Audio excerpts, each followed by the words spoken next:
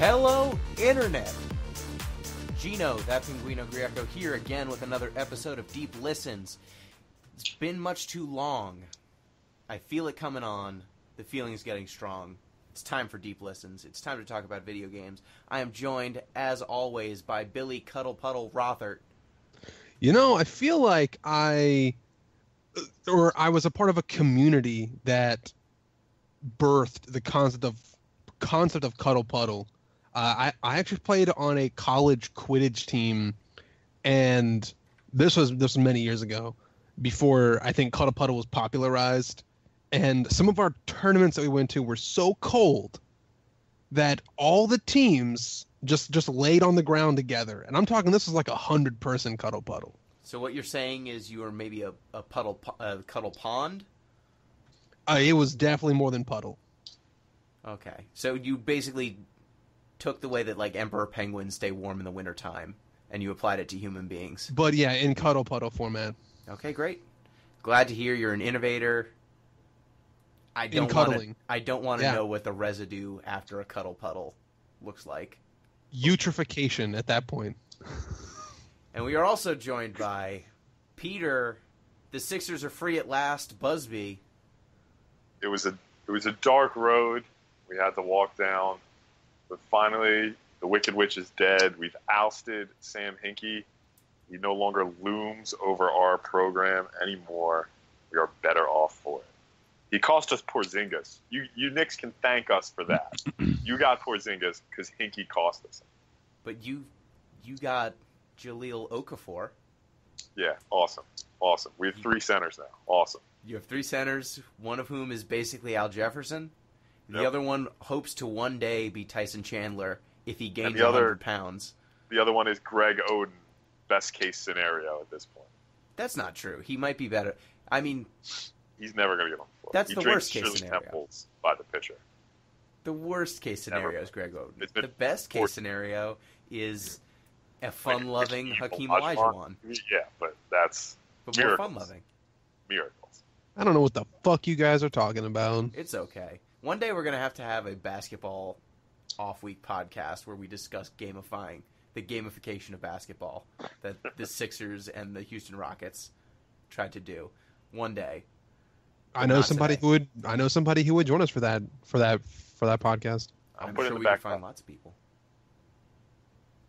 So, this podcast, we are going to What the hell are we doing here, guys? We're going to be talking about Devil Daggers. What aren't we doing? It's a game that it's very short, so we've got some stuff to go through before we get to the Devil Daggers, before we get to the Devil Daggering. First things first, the Giant Bomb Community Endurance Run is done. Woo! It endurance ran. And we raised $4,200 of our $4,000 goal. We did it. We exceeded expectations. We exceeded expectations. Woo! Yeah!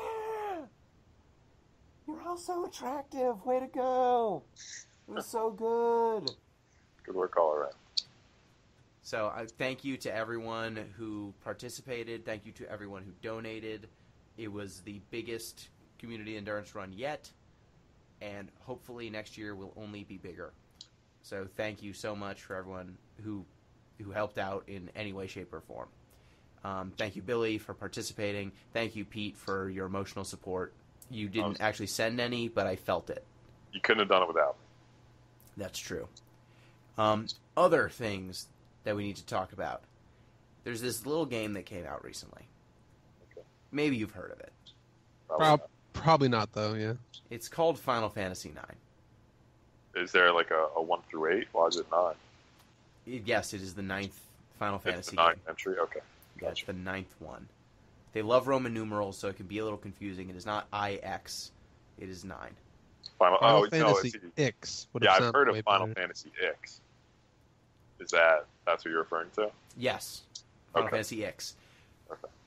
It recently was re-released for mobile and I believe... Oh, yeah, PC.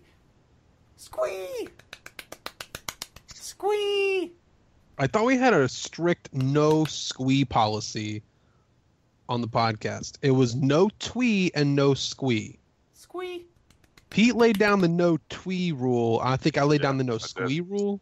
Yeah. Yee. The only thing I mobile game is, I guess, Tinder, if that counts as a game. I think everyone knows it does. Okay, then yeah, I don't have any other time for other mobile gaming. What is your high score on Tinder? All of it. Everyone just loses any high scores. Everyone just loses. How many consecutive swipes to the left or right have you done? Is that how you get a high score? You just keep swiping? Man. I was going to say, if it swipes to the left, you'll run through a lot of them before you start going to the right again. Okay. Well, I have not played the Tinder game, but I will be playing a lot of Final Fantasy IX. So now that we can play it on the podcast, that is a game that I've been waiting to have on the PC for 15 years, and now it's here. So we're going to play the definitive version. I don't know when my next turn to pick is, but that's a thing that's probably going to happen. Sorry, and you're welcome. Well, how do you respond to that? Thank you? I guess.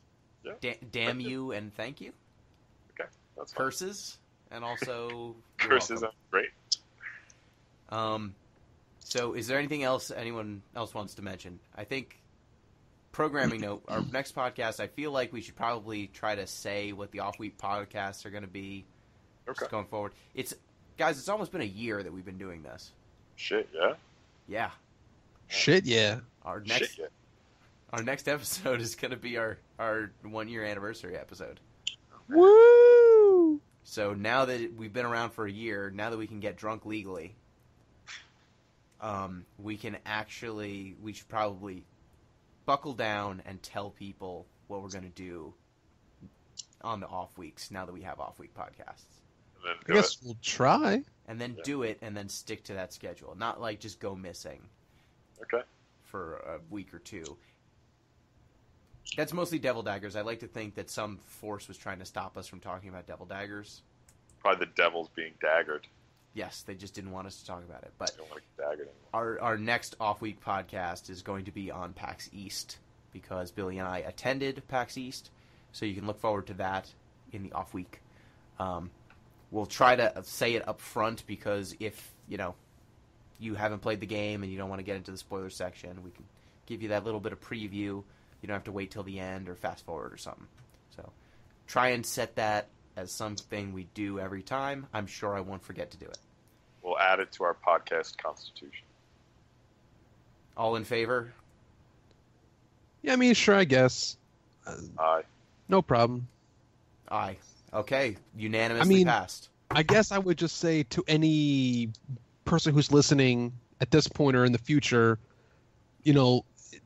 we are going to do our best to predict our off-week podcast, but yeah, sometimes stuff might get weird, and off weeks might have to switch up depending on how the guests are lined up logistically. Because the three of us have been doing this podcast thing for a long time. But if we have a special guest that we want to have on for an off week or something, and logistics might make us have to switch it on the fly. So if we try to predict the future, it might be goofy. But we'll try. We'll do our best. But I'm going to try to be a little bit more diligent about using the podcast Twitter account to disseminate this information.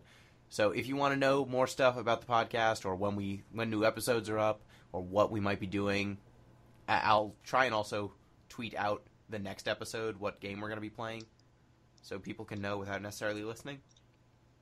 That is at Deep Listens Pod on Twitter. If you have comments, direct them there, or you can email us at deeplistenspodcast@gmail.com, or you can just leave a comment, deeplistens.libsyn.com. There are comment sections on every podcast. We read them. There's even a little email thing in the corner, and it'll direct you to our email. So there's your feedback. There's all of your preamble, Final Fantasy IX, Squee, all this stuff. Now, on to the Devil Daggering. Devil Daggers. Okay, Billy, you're going to explain what Devil Daggers is. You have 1 minute. Now, wait. At least 1 minute or at most 1 minute? Both. I'm going to say at least. I feel like 1 minute's hard enough to describe much of anything, so... Okay, wait. Let's get a proper count. All right, I'm watching the clock. Okay, start. Okay, Devil Daggers. You turn on the game. You see a hand in front of you. That's your hand. in front of you is in front of you there's fighting this Good weird start. dagger thing, and you walk up to it, you touch it, and the game begins.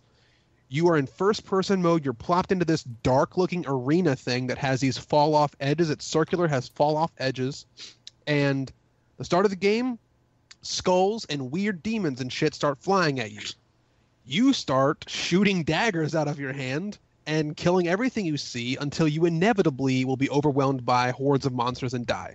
The whole point of the game is to last as long as possible, racking up as many points as you can, upgrading your daggers along the way, and we don't get much story, but there's about 15 kinds of enemies, no, maybe like 10 or 12 kinds of enemies, and they all behave kind of differently. It has the mechanics, basically, of like... Your time's up, but just finish your yeah, thought. it has like a mechanics of like a Doom kind of game where you have to sort of run diagonally to reach max move speed, and you're always bunny hopping and stuff like that. So it's basically a survival game that you are destined to lose at some point. And it is a first-person shooter. Yeah, first-person shooter style. Yep, so that was pretty good. That was pretty good. If you had lasted that long in a round of Devil Daggers, you'd probably feel okay about it. Yeah, it'd be a Yeah. pretty good round. Like 60 seconds. That's not too bad. It's not great, but it's not too bad. So the draw of Devil Daggers, as you said, is staying alive for as long as possible. It is blisteringly difficult. The game is very, very fast. It is a throwback, truly, to Doom and games of that style. The survival element is not necessarily Doom-esque, but the graphics are kind of retro-styled polygonal models. Fake gore everywhere, just like crazy blood and skulls and pentagrams and all that They're stuff. pentagrams? I mean, it's implied. They're Satanist-looking things. Implied pentagrams. Yeah. Alright, fair enough. If you look really closely and when you use the shotgun shot, the devils are a pentagram. I mean, the daggers are a pentagram. But it's got all the Satanism of Doom with none of the Space Marines. Though I guess you could be a Space Marine. Yeah, you never know, really. So what did you guys think of this game, having played it, with no real expectations coming in? So, this game fits into I'd call it a subgenre, if you will. And it's a subgenre I'm not particularly fond of. But it's a game where the difficulty is the main selling point. You know what I mean? Like, if you think about, there are lots of games out there that are seemingly fun, or at least played, almost solely because they are so punishingly difficult, like you said. And I'd say this is firmly in that camp. Yeah. Billy, any thoughts? I would agree with the sub-genre type deal. I think it fits into... this would probably be called a roguelike type game, yeah? No. No, because there's no procedurally generated levels? That's the part that... Yeah, it is... It obeys the roguelike style of when you die, and you start over fresh. There's no saved progress. But Yeah. roguelikes tend to have They require a randomized procedurally generated... Yeah, okay. element. Well, and this also isn't very randomized because the enemies spawn in like a very specific pattern, so I guess it definitely does not count as a roguelike. But my knee-jerk reaction to the game was that it was a well-executed concept that had no shortcomings because it didn't try to like reach beyond its means. It was right? very focused. Yeah, it knew exactly what it wanted to do, and that thing was executed well. It had two goals. One, devil. One, dagger. It accomplished both of those. There were devils and there are daggers. Yeah, So admirably so. this game has no flaws. It attempts to have two things, and it had both. It's the perfect game. If this is the perfect game, I swear. But my first impression was that, I mean, I didn't figure out that there were multiple modes of fire for a little bit, so that was deeply frustrating. Pro tip, if you hold down the left mouse button, you shoot a stream of daggers. If you just click it, you shoot kind of a shotgun blast of daggers, and you can't really kill the things you need to kill with the shotgun blast if you only use that. So use the machine gun. The machine gun's what you want most of the time. Well, there is a scenario in which you want the shotgun blast. The shotgun blast does more damage in like a frame of time, like a very short frame of time, but it has a longer cooldown of when you can shotgun blast. So it ends up being like kind of even or less. But one of the uses of the shotgun blast is for killing one of the enemies you see earlier in the game, like the spider looking dudes, is you can shoot a stream at their weak point, and then right at the end you can shotgun blast, and it deals enough damage in the window of its weak point to kill it without it being able to go on the defense, and you have to like 2 cycle it. You can basically 1 cycle it by doing that. Sometimes it gets a chance to play defense, and that's not what you want. Yeah. And so once I got past the machine gun versus shotgun and I was surviving a little bit longer, the game really struck me for how efficient it was with all of its mechanics, be it visual or enemy types or weapon types. There are 2 or 3 modes of fire. There's one mode of fire you unlock later in the game, kind of a homing dagger that you get if you survive if you collect enough gems that come out of enemies. When you kill certain enemy types, they drop a gem. When you collect enough, you'll get a finger on your hand. You start with 3 fingers, and you can get up to 5. And when you get 5, you can start shooting. You shoot way faster, and you have homing daggers that you can use. They're kind of like single-use daggers that you reload when you get more gems. So there's only 3 modes of fire that we know of. There's only maybe, like Billy said, like 10 or 12 enemies. And the space is incredibly limited. You can only really see a little bit in front of you. And yet there's a pretty wide reach of gameplay, kind of expansive gameplay within those very limited parameters. And it's largely accomplished by being very, very selective about what every enemy does, how they all behave, and what patterns they all come out in. Yeah, I think you're accurate to point out that sort of it does achieve an admirable variety of gameplay with its limited number of elements. But it does struck me that there sort of seems to be, like, it's almost like checkers in that, like, checkers has been solved. There's an optimized gameplay in checkers such that if you do X, you'll always win, regardless of what your opponent does. And I couldn't help but get the same feeling from Devil Daggers. Like, ideally, there'd be an optimized run, and it's sort of pushing everybody in towards playing exactly the same. You know what I mean? Yeah, it's kind of pushing you towards... At a certain point, you need to find a strategy that works, and every one of those enemy types has has a way that it's encouraging you to play. And so it's a matter of kind of figuring out how to deal with each of those things, and then combining those correct outputs for the particular input you receive. And the point I'm trying to make is, eventually, if you want to achieve the best run, everybody's going to necessarily combine those outputs in exactly the same way. Or at least that's the impression I have. Yeah, or very close to it. If they're not doing the same thing at the same time, they know that I need to do these 3 things very quickly. Maybe I do this one first instead, but the runs will be very homogenized, I would think.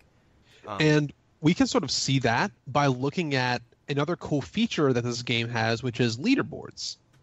And the leaderboards also include the replay. So you can see whomever has the best time or longest survival time in Devil Daggers, you can watch their replay. And if you watch the replays of the top 4 or 5 people that are on the Devil Daggers leaderboards, a lot of their movements and a lot of their techniques are the same. There's a couple variations here and there based on different techniques that one person may have. Like, for example, they may leave some enemies alive because they produce more enemies and they get a better score. Or they may choose to deal with one enemy first when multiple show up as opposed to another, but the run is very plannable. It's a very plannable run.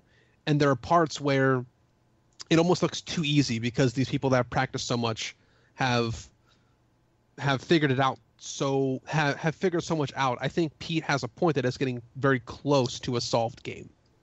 Yeah, it's clear from some of the highlights that the first couple of minutes are pretty solved, how you need to approach them, and those first couple of minutes are really the moments where it would be tutorialization if you're just kind of playing the game regularly. It's introducing enemies at set intervals. It's introducing them in configurations that are you can really handle. It doesn't overwhelm you with just sheer number and variety at that point. You feel a sense of progression and that the game is slowly building up. However, once you get beyond that kind of quote-unquote tutorial, there's kind of a boss creature at one point, and once you get past that moment, stuff starts getting crazy. Like, at that point, you have seen all of the enemy types, and the game just starts throwing them at you in bigger and bigger numbers and crazier configurations that it seems to just overwhelm even the best players. And the tutorial comment's an interesting notion, because, like you said, at least initially there is sort of a dearth of information here. Like, it doesn't even tell you that there are different firing rates. So I think sort of the replay function is an interesting way to deal with some of that. Instead of sort of explicitly presenting it to the player, you then give them a chance, hey, look at what the good players are doing. See if you can figure out from them what some of these alchemy strategies are. Yeah, and I really appreciate a game that has a teaching mechanic built into it that is not simply a tutorial, because building through sharing information, I think, is pretty ideal for something like gameplay where experimentation is encouraged. If you're developing a game that's really dynamic, the developer shouldn't have all the answers. There should be a little bit of discovery and play to the game that, especially something like this that is very action focused, that you can't necessarily solve without some experimentation and some skill. I find that sort of game, like the Souls series, really jumps out to me as something that is very obtuse. It provides you with the very basics of control, but if you want to really get good at that game and explore all the depth, you need to start looking online for community-made sites, because all the item descriptions and item scaling are things that the community has kind of banged its head against and solved. And so you watch tutorial videos or you read wikis, and that's the way you really learn how to play that game properly. As opposed to something like Devil Daggers, where that extra legwork is actually done by the game, by having the leaderboard, instead of having to seek it out external to the game. So I think that that's a little bit more elegant for a new player, because you might not know that community exists. It's not that hard to find a community. Google exists, and finding small niche communities is easier now than it ever has been before. But if you're a game maker, I think it's probably better that you don't assume that you're going to just have one. Yeah, right. Just make it a little bit easier to create it. Exactly. And let people know, hey, there are other people playing this single-player game. Yeah. Give it a little bit more context.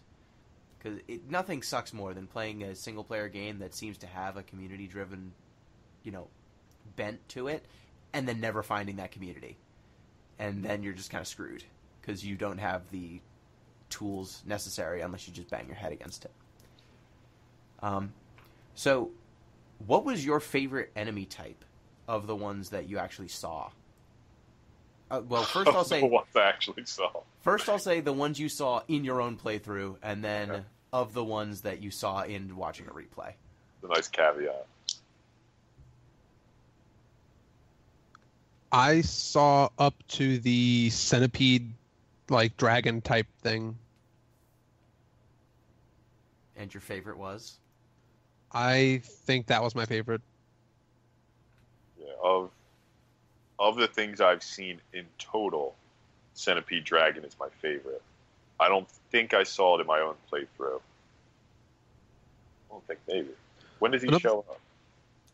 After 110 or 20 seconds. So another enemy type that I thought was really good was the first horned skull that you see. The one that tracks you a little bit better? It's the one that actually doesn't really go after you. It just kind of aimlessly wanders around, but it's really good at dodging. Because it wasn't so much an aggressive enemy type, but it made you have to be good at shooting, because in many ways you could just sort of spray and pray with this game, and anything you point at you can kill, but because this thing will sort of dodge your bullets if you aren't careful, it becomes a time wasting enemy. So one of its major functions is that it makes you spend 8 seconds chasing it down to kill it, when other things are spawning, and you should be worrying about those things instead. It's a bullet sponge. Yeah, and so the reason why I kind of asked that question was I found the efficiency of each of those enemies, when you've got only 10, you need to make sure every single one of them counts. And I love that every one of them fills a different function. It asks you to do something different from a gameplay perspective. The skulls are they are the first enemy you really see. There's some spawners that spawn skulls and like these flying horned skulls. The spawners you need to deal with quickly. They've got a weak point that's like a red jewel, and if you shoot them in the jewel enough, they die, and then they'll stop spawning creatures. But otherwise, they just kind of stand there. So they're one kind of a stationary obstacle, and they rotate, so you need to kind of time when you shoot at them. But with them, it's mostly timing and crowd control. You want to take them out so you can manage other crowds. You don't want too many of them active at the same time. The skulls, they're this kind of giant cloud that follows you. It tracks you, but the skulls are slower, so they'll blow past you if you dodge even a little bit, which forces you to constantly be moving and kind of shooting behind you, or just being conscious of this thing that is not going to be in your line of sight at all times, ideally, because there are just so many and you're going to miss some of them. So you kind of have to just have a second sense at a certain point of where this skull cloud is. Then there's the horn skull that Billy mentioned that kind of wastes your time. It gives you a gem, so it's worth killing, but it dodges. If you shoot it like once or twice, it actually changes direction to make it harder to shoot, which teaches you, hey, maybe ignore this thing till later, or mop it up when you've got some free time. Then there's another set of spawners. They are slightly bigger, and they produce a skull cloud and also another horn skull, but this horn skull is angry, and it chases you, and it will track you very, very accurately, and it is actually faster, I think, than your movement speed, unless you're moving diagonally. So that skull basically demands your attention immediately. If you don't deal with that thing, it will catch up to you. So you can't split your attention as much as you could with other things. I think the only time you can actually outrun the skull that chases you is if you're constantly doing that sort of diagonal run thing, which is something that happens in these types of games where your momentum from running forward and your momentum from strafing can be sort of compounded on one another. That makes you run faster. But if you're not doing that, the homing horned skull will catch up to you. And if you are doing that, you're sort of just like breaking even, but because you're usually strafing around the arena, it can sort of cut corners and will start cutting you off. So you have to start taking inefficient or dangerous run paths to keep avoiding it. Yeah, you can only run diagonally for so long with how small the arena is. It's also worth mentioning that every single one of these enemy types makes a different sound when they are produced, and sounds are very important to playing at a high level. Like, the sound that one of the horned skulls that chases you makes versus the sound of the other horned skull lets you know, oh shit, I'm about to die. Or, that thing's kind of wandering around. You're drunk, skull. Go home. You're not even trying to kill me. I mean, that use of sound is particularly important. One, with sort of the importance of keeping your head on a swivel, like there are things going on all around you. So that gives some indication to what's behind you. But also because sort of the atmosphere that's created here is, like you mentioned earlier, a particularly dark in multiple senses, but it's just a generally foggy arena where you don't really have that much distance. So it is leveraging other senses in a nice way. Yeah, it makes you panicked, but not in kind of a horror sense. Not in the way like a Silent Hill or something like that might make you panicked. It's manic, I guess, would be the You're right keyed way to up. put it. Yeah, you're just like tweaking out. And that actually makes me think, whenever I'm walking in like a really crowded area like Times Square or something, I just think that the best way to train an NFL running back would be to have them try to maneuver through this crowd without ever walking. You have to just keep a jog up with a football. And this game makes me feel like that. Like, if you can keep your vision, if you can keep your head on a swivel and get through the clouds of skulls and then the weird, freaky other skulls, and still shoot things that need to die, and survive for like 500 seconds. Congratulations. Yeah, you're Adrian Peterson now. I mean, clearly you're the Adrian Peterson of first-person shooters. So the enemies that I mentioned, those are all the early ones. I've seen all of them. There's one other one that I actually saw, which was the skull thing that Billy mentioned earlier. That creature is the only one that interacts with gems that I know of. The spider. The spider skull thing. Fuck that spider. Everything's a skull in this game. But that thing is the most a skull. I guess other than the floating skulls. Yeah, other than the literal skulls. But the spider skull thing, the red gems that come out of enemies, up until that point, it's highly unlikely that you would have collected enough to actually level up your hand? Your daggers? Daggers? Your whatever. Before you get a finger back. Your dagger hands. Your dagger hands. Edward Dagger Hands. Before you get enough gems, you'll pick them up kind of by accident. And worth mentioning, when you stop shooting, you attract all of the gems on the level to you, which is an important thing to do every once in a while, because leveling up your dagger hand is very important. But that spider will actually draw those gems in and then convert them into like this green ball that will eventually hatch into little skull things. And they'll chase you down on the ground, and they're very fast, and they're hard to shoot. So if you don't deal with that skull spider thing before it picks up a couple of gems, you're basically going to die. You're screwed. And so that was the moment. Not only are you screwed because you have more enemies to deal with, but that halts your level progression at key moments of the game. Yeah, you need the dagger upgrades. Yeah. And that creature actually made me realize that the red gems were important at all, because up until that point, it showed me after I died on the high score screen that was a thing that it was keeping track of, but it never occurred to me that it meant anything other than high score. Yeah. Until all of a sudden, oh crap, this giant spider skull thing is making it into weird green larvae, and they want to nest in my body, and that's bad. That's a bad thing. I do not want good. that. Not the face. Look at Slither, Alien. It's never good when things want to nest in your body. Never good at all. And so after that, you get, I think it's the centipede thing, right? Yeah. Is the next enemy type. And that is the only enemy type that asks you to stand still.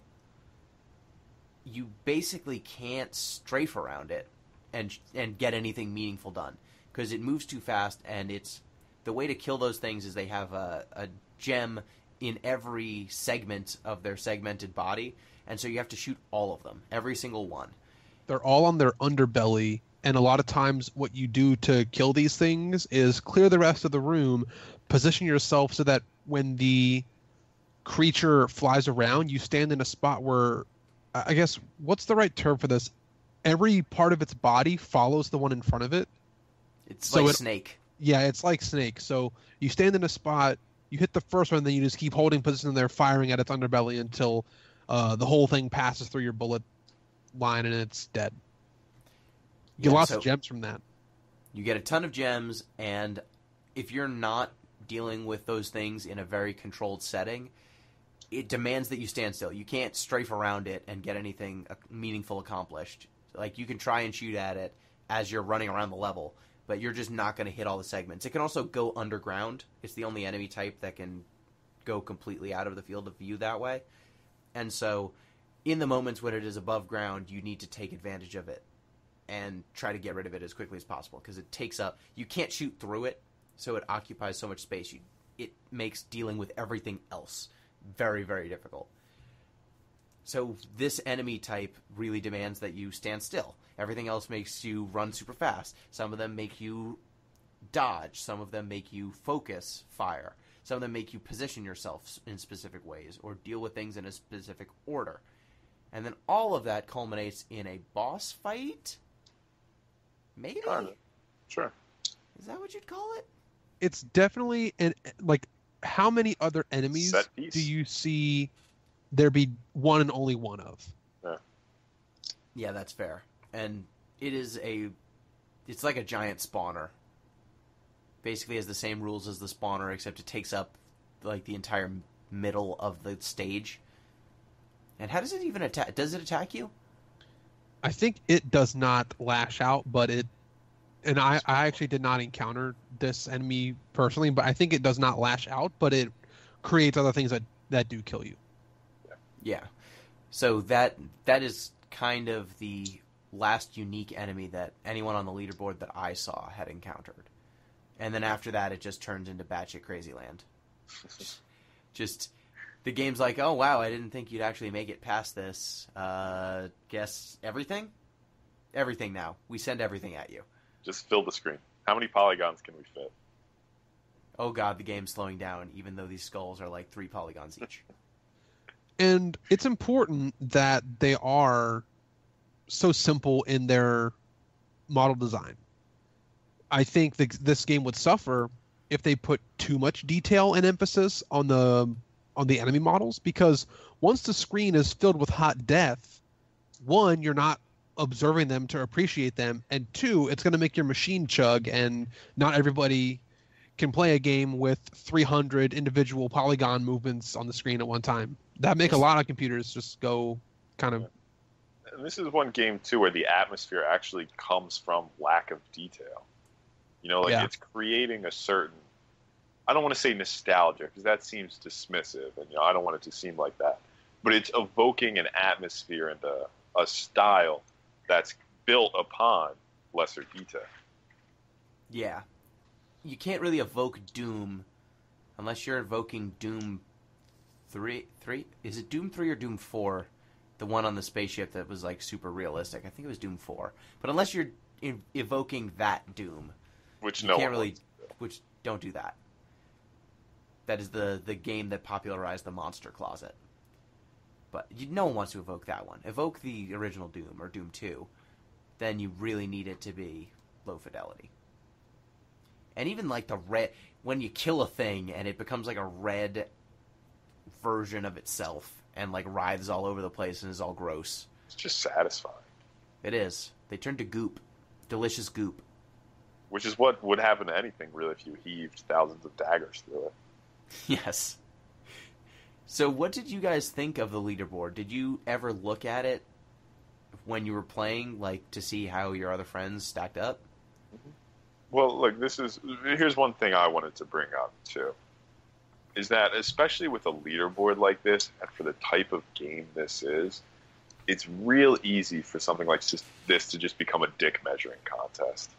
You know, where, you know, basically it's just a small audience of really hardcore people trying to get higher and higher scores, to the point where it becomes basically prohibitive to play.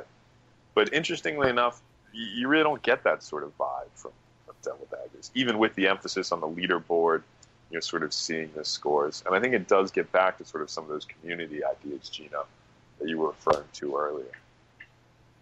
Yeah, I think so it's a design decision. One design decision that I really appreciate is that there's no PvP.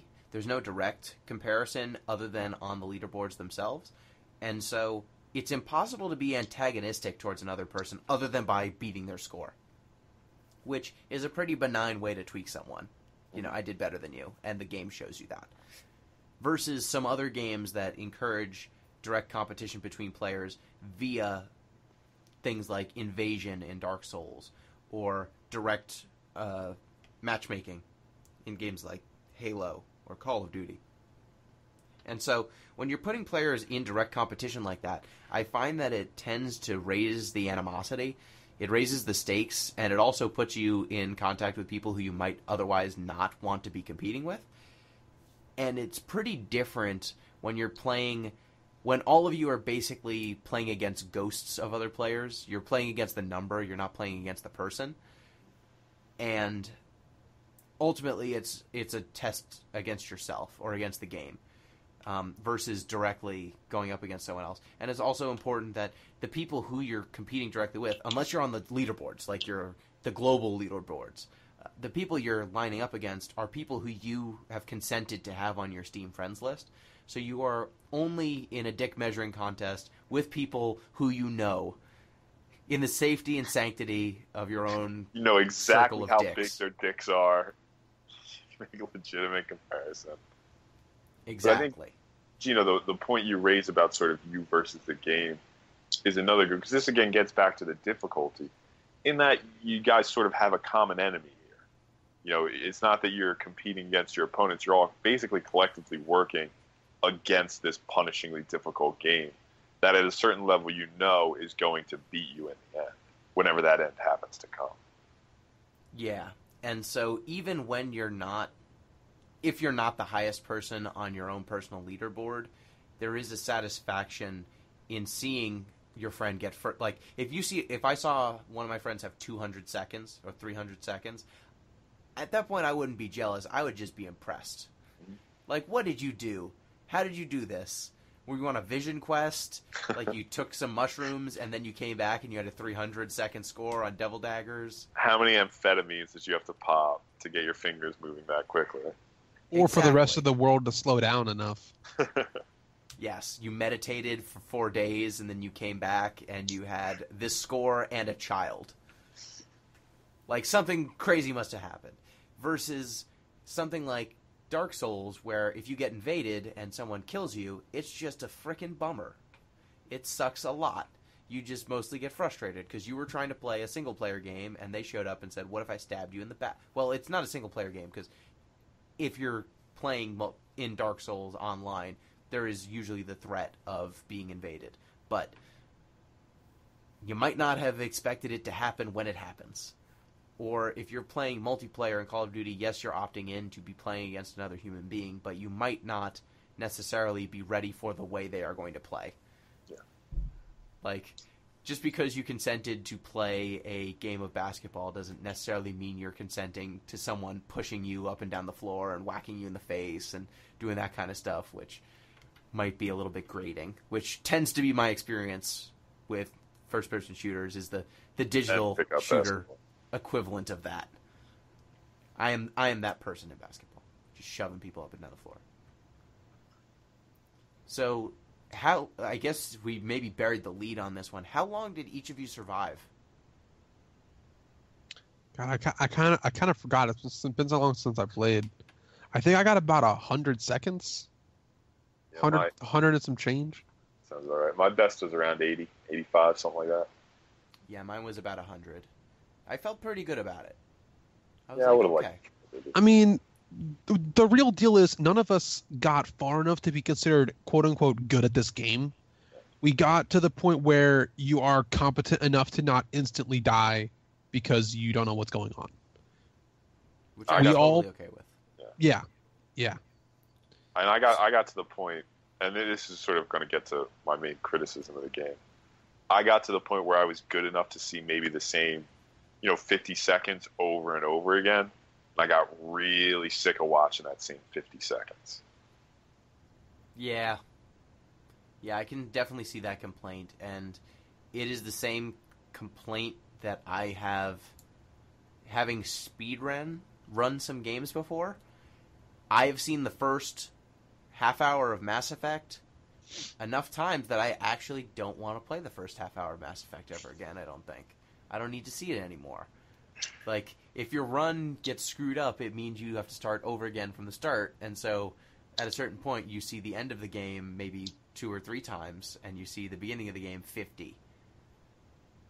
Which, at least this game, the first 50 seconds is 50 seconds and not a half hour. It is fast. You give it that. I mean, criticism and at the same time the solution to the criticism. True.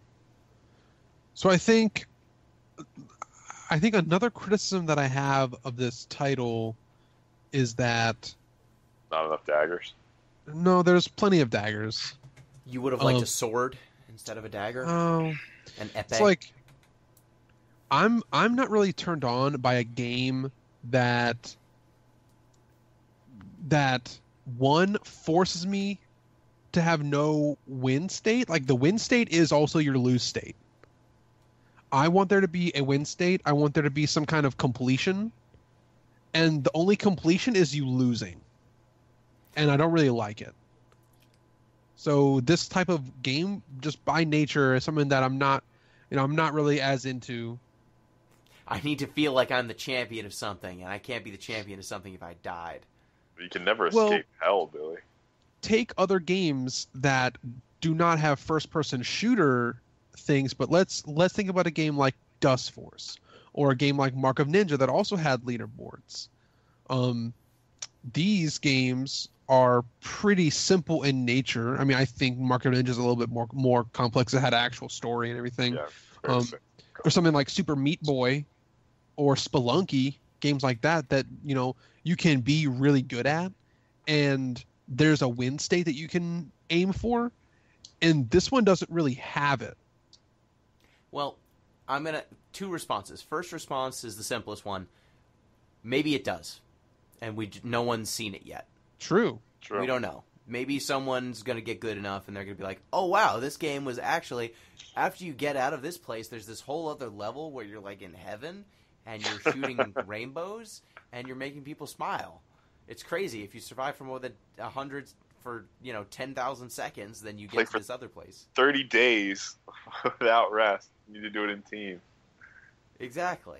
So maybe we don't know. No one has survived long enough to see an end. We don't know if there is one. Maybe the developers could tell us, but they would say that. I was going to say that'd be a cagey move on the developers' part to make half a game, but make it so hard that you can claim the game's twice as long as it actually is. That'd be cagey. It would be. That would be pretty impressive. That would be immense confidence in the enjoyability of your incredibly difficult game. Or like someone finds an exploit, maybe they find a way to glitch out of the level, and then they just survive by staying there, and it's like, oh wow, the game changes completely. You go to Egypt. I want to know who's got the leaderboard for a pacifist run. I could try it out. I want to try a pacifist run of Devil Daggers. My next thought was pretty interesting. If you figured out the patterns perfectly, and there was just one spot in the arena you could stand and nothing would ever touch you. That would be pretty good. You're in the eye of the hurricane. Right, just swarmed with skulls, but none of them actually made contact. So it may happen. I guess that kind of thing could be possible, I think, because the skulls path towards you in a very specific way, but they're also constrained by their own limits of physical movement. So if you were somehow able to just get in the blind spot of a skull, it'd be just infinitely turning around trying to get to you. But you'd have to get everything on the map. And you'd have to get everything on the map to be in that same spot. Yeah, I imagine it like one of those situations with the Flash where he's just vibrating. It looks like he's standing still, but he's vibrating so fast that his molecules are passing through stuff. When he phases through walls and stuff. Yes, that's what I imagine. You're just standing and you're jittering side to side, but it's screwing up all the pathing so that they're all spinning around you in a circle. That probably isn't a thing you can do, but man, it would be great if you could. That would be sweet. So the more complex question I wanted to ask, beyond maybe there is an ending, is do we then take that maybe as a critique of completionism? Ooh. The other game where we had a direct critique of completionism was Undertale, and that game very explicitly critiqued completionism through its story and through its experience system. I thought we all agreed we hated that game. In a way, I was fine with Undertale. I was only not fine with them saying that the way I wanted to play the game was wrong.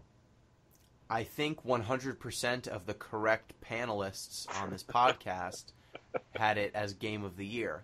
So 100% of the what? The correct panelists? As opposed to the incorrect panelist? Yeah, 100%. You're saying it was we had a unanimous minority vote. 100% of the people that were right said that was the Game of the Year. So if our podcast ever splits up, this is what we're going to be able to trace it to. I know. This will be the thing that set it off. What broke up the band? It was Undertale. But in terms of critiquing completionism, what do you think is even a more effective way to do it? Explicitly doing it the way that game did, or something like this where it just frustrates completionism entirely? You cannot play this game in a completionist manner because there is nothing to be gained through it. It's completely fruitless. Maybe they gave us that one weird boss so that people who were completionists could say, well, I did it. Bye. I think there are more bosses, though. It feels like heard there are 15 or something one time. I don't source me on that because I can't remember where I heard it. But I feel like there are more bosses. But Gino, go ahead. No, continue about it, and then I'll make the larger point about what you said. I was going to say, I heard that if you press the right buttons, Guile's got handcuffs, and he uses them. He can do handcuffs, and then Chun-Li, she can throw her bracelets at people. So, Gino, to your larger point, which I now regret not having just went ahead with in the first place, I think it's a more of a question about what you want or how you want your critique to operate. And then this might be a cop-out a little bit. It might be splitting hairs. But in the case of Undertale, you then bring in those completionist players and sort of subvert that expectation. Whereas in a game like Devil Daggers, you exclude completionism as a goal from the very beginning. So I think in certain ways it's more explicit, more upfront. So that makes it more obviously, maybe less obviously. I'm getting somehow myself less obviously a critique. Well, right. I think if you're not using exposition to kind of get your point across, to even read this sort of critique into this game that is so minimalist, you kind of have to be in a mind space to see it that way. Yeah, you have to be coming from a completionist perspective to begin with. Yeah, and you have to be open-minded about, hey, maybe this is critiquing me instead of just saying, hey, this is junk. Yeah. That it's not allowing me to play the game I want to. But I think once you're willing to do that, I feel like this critique is at least less condescending than something like Undertale, where that game is allowing you to pursue a path that most other games actively reward, and then every step of the way it's slapping your hand saying stop. Yeah. But it doesn't actually stop you. Whereas something like Devil Daggers, the only thing that stops you from pursuing a completionist playthrough of Devil Daggers is your own willpower and your tolerance for the bullshit. You can do it all you want. You can pursue it endlessly. Sisyphus will keep pushing that boulder up the hill as long as he can. Speaking of bullshit, I have some cool stats from the Devil Daggers website. Okay. There's as of this reading, there's approximately 30,000 players. And those 30,000 players have died combined over 4 million times. Dear Lord. You keep reading stats, I'm going to do some math. And the average survival time, 48.5 seconds. We're above average, guys. Yay! We did it. Woo! So that's 133 deaths per player. That sounds about right. Because if the average survival time is 44 or 45 seconds, that means that a lot of people are just not making it past the first screen. That's an average playthrough. What do we say? 133 deaths per person times 45 seconds is about the average. Mm-hmm. Yeah. Yeah, that's almost 100 hours on average. I can't imagine playing this game for 100 hours. Wait, 133 playthroughs. Oh shit, or is that minute? No, that's minutes. My bad. That makes way more sense. 100 minutes is the average. Yeah, my bad. My bad, guys. Yeah, like 2 hours. Like almost 2 hours. Yeah, that seems a lot more reasonable. It's okay. You're an English PhD candidate, not a math PhD candidate. Yes. We're so fine.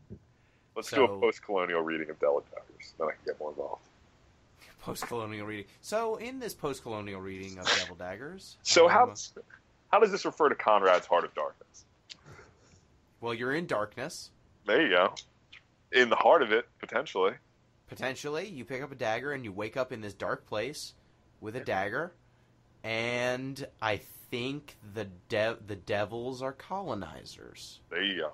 It's basically Conrad's Heart. So you Basically. are like a Native American purist, and you're fighting against these invading devils? Skulls? These invading skulls? That's got to be it. Now we're reaching. Cultural hegemony. Yeah, now we're reaching. As we're if we reaching. weren't reaching from the start. Jesus Christ. What Well, were we? the last question that we have to answer, I think the critique thing, it definitely frustrates completionism, and I am all for frustrating completionism and frustrating dick measuring contests. If you can have a competitive game that does not result in one of those two things, just gaining complete control, I am happy. You did it. I'm happy with frustrating dick measuring contests. I'm not happy with frustrating completionist because games have win states, games have credit screens, games have whatever, you know? You need to expand your definition. Billy. One of the, and this is not a perfect definition of games, but one of the definitions of a video game is that it is governed by rules and has a win state. So this doesn't have a win state, it just has an end state. So what you're saying is this is going to be a candidate for least game next year. Yeah, this will be up there. We'll see. We'll see. It'll probably get some competition by then. But we'll see. So, I guess I actually have two questions. What do you guys think of the style of game? I guess, Billy, you don't like games without an end. But, Pete, if you... Like, there are some other games like Luftrausers that are similar in terms of just keep progressing. You're getting higher and higher scores. That game allows you to unlock additional content by surviving for longer. So there's a little bit more play to how you approach the game. But what do you think about games that high score is all that you can ever pursue? So the comparison I was actually thinking of was Left 4 Dead. And there's that game mode where it's basically just survival as they send more and more hordes of zombies after you. I don't mind it, honestly. I'm fine with a game where it's just sort of high score is the goal. I mean, I played tons of Tetris, and there's really no win state in Tetris. My problem, though, is with that subgenre I identified earlier, where it's really the punishing difficulty that's the main selling point. Like if you took a game like Devil Daggers and made it a lot easier for whatever reason, right? There'd be much less game there, much less interest in it. And I'm not particularly attracted to games where, just the fact that it's, ball-bustingly hard is the main quality of the game itself.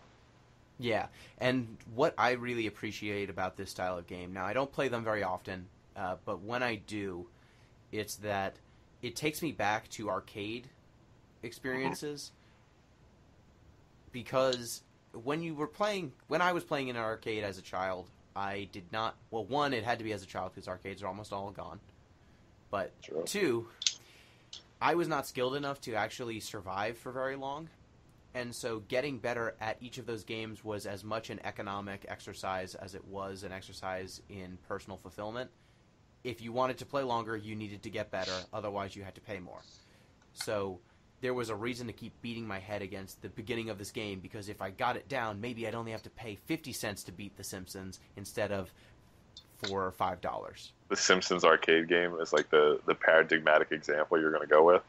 I mean... Didn't you play the Simpsons arcade game many times? It's real good. I was thinking, what is it? Crisis Trigger? Is that the one? Oh. Time Crisis? Time Crisis, that's it. That was the one I spent the most quarters in. Crisis Trigger sounds like a really great JRPG. Right, I was just smashing names together. Yeah, so that was kind of the motivating factor, but... Those games were functionally endless as far as I was concerned, because I was never going to see them without paying an irresponsible amount of money. So it just takes me back to that moment, except now, one, I have a lot less free time, and two, I maybe don't have that dogmatic dedication to just seeing the end to see the end. I'll just put it down. Like, now that I've seen the end of The Simpsons, I know that the end of The Simpsons arcade game isn't very good, so I don't actually need to see it anymore. Yeah. Having been to the top of many a gaming mountain, I realize that just because one's really difficult to climb doesn't mean that there's going to be something worthwhile on the top of it. Yeah, it's a good point. But yeah, it is interesting that it's a very different way to evoke that same experience, but I feel like it does tap that same part of your brain. So last question, Devil or Dagger? Billy. Dagger. Pete. It's Dagger. All right. I'm going to go Dagger as well. Yeah, unanimous. Unanimous. So, if you have any comments or feedback about Devil Daggers or any other topics we discuss, go ahead and tweet at DeepListensPod. You can go ahead and send an email to deeplistenspodcast@gmail.com or go on deeplistens.libsyn.com and leave a comment. Also, we're on iTunes, we're on Stitcher, we're on a variety of different podcasting solutions. We are. Nice. You can just Google us. You can just Google search Deep Listens, and you'll find us. That's true. On one of those things, yeah. But we need you to review and rate the podcast because we've been around for a year. It's been like, come on, it's our birthday. Almost. Give us 5 stars. That's the one you want. God, real close to birthday, actually. It's the one you need. Click on that one. I won't say that it's going to be amazing, but I've heard that it's comparable to winning a marathon.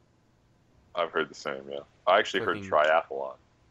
Ooh, wow. 3 different skills. There you go. 5 stars, 3 skills. Works out. Follow the money. So, go ahead and rate and review. iTunes is the one that jumps out to me. I don't use Stitcher, so maybe you can do that there too. If you can, go ahead and that'd be great. That'd be nice. So, for our next podcast, Pete, what are you picking? Okay, so here's a game I feel like I really missed the boat on. When it first came out, I was pretty damn excited to play it, and I never got around to it. But interestingly enough, I think some of the things it's talking about, some of the points it's making, have only gotten more relevant with time. So maybe it's a good thing that I ended up missing the boat in a certain sense. But for next time, the game we will be playing is Beautiful Joe. Instant classic when it was released. Getting hype. Shocking I'm ready pink. for this one. I think it's a good one. This is a good one. This is one I wish I had thought of earlier, but I'm glad we're getting to it. Boomerang. That's what's up. He wasn't that great in Marvel vs. Capcom, but I don't know. Did wasn't you our throw a lot of hearts. boomerangs? Did you throw a lot of boomerangs? They were not a very good fireball game. How many did you throw? As many as possible. It just they couldn't keep up with Morrigan. All right, no one That's can. true. Yeah, nobody true, can no have one it, can. Morgan. That's true. There's 2 of her. There are too many Morgans on the screen at the same time, and then it becomes a bullet hell shooter. But he can throw boomerangs, and he's so excited about it. He's so beautiful. He is so beautiful. So I'm glad. I actually have never played Beautiful Joe before. So. Neither have I. None of us have. It'll be first for all. Well, I did play it in a Target because when it came out, that game was on display in one of the demo games, and I played the demo level 20 times. We won't count that. I'll be really good at that level. Yeah. The first level, I crushed it. After 1 that, minute. we got a little harder. Great.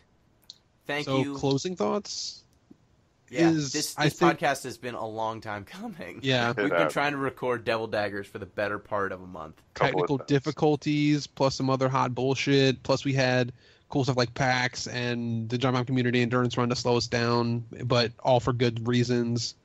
I would say Devil Daggers, worth playing, at your friend's house, but I probably would not spend money on it unless this is your type of game, for sure.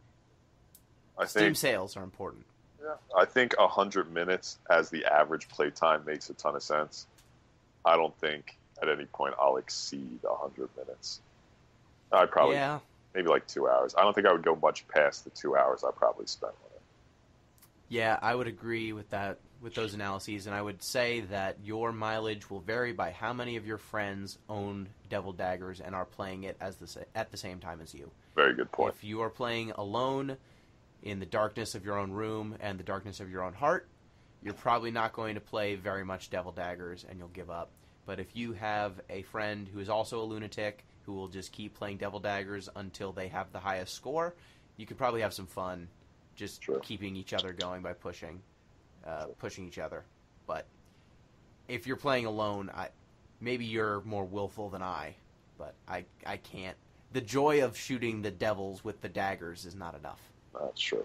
And if you're competing with a friend, I mean, really that's the sort of fun you could have in almost any game that tracks your high scores. Well, thanks everybody for listening. Tune in for our future content. It's going to become more regular and more interesting. And so I guess, the next podcast will be a year. Yep. Thank you, Pete. Yeah, everybody tune in for that year special. Like Gino said, special birthday present to us. Rate and review. It's been good having you along for the ride. Thank you to all of the listeners for this soon-to-be a year.